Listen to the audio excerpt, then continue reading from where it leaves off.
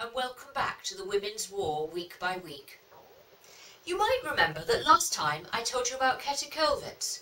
We left her watching for a last look of her beloved son as he left for the front.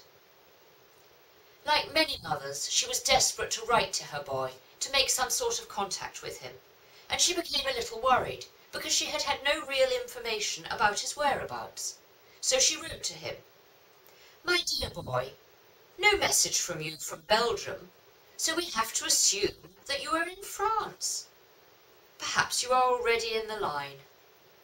My dear, your life is still in danger every hour now, perhaps, and I think of the hardships that you must surely endure." She goes on to tell him, perhaps to reassure him, "I have started drawing again, and the pain in my heart is captured on the paper. Anyway, I think of you with firm confidence and with love, you beloved, faithful boy." This was one of the last letters she would write to him. Unbeknownst to her, he was in Belgium, serving near Langemarck. During the night of the 22nd to the 23rd of October 1914, young Peter Kollwitz was killed. Breaking the news to a friend who had given him a gift to take to the front, his mother wrote, "Your pretty shawl will no longer be able to warm our boy." To another she admitted, "There is in our lives a wound which will never heal." Nor should it.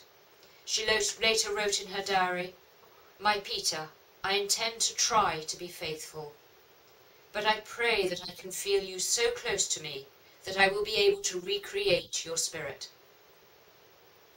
In December 1914, Kathe decided to capture her son's spirit and create a memorial, not just to him, but to commemorate the sacrifice of all the young volunteers. Despite having been ambivalent about the war at the beginning, and feeling that Germany had a right to defend herself, by 1917 she came to believe that there was no justification for Peter, or for any of the young volunteers of whatever country, to have been what she called seeds for planting in the bloody fields of war. Come back another time to hear the story of how, after numerous false starts, Kollwitz finally succeeded in creating her memorial, not only to her own son, but to those many millions of other parents' sons who, by 1917, she considered had all been betrayed.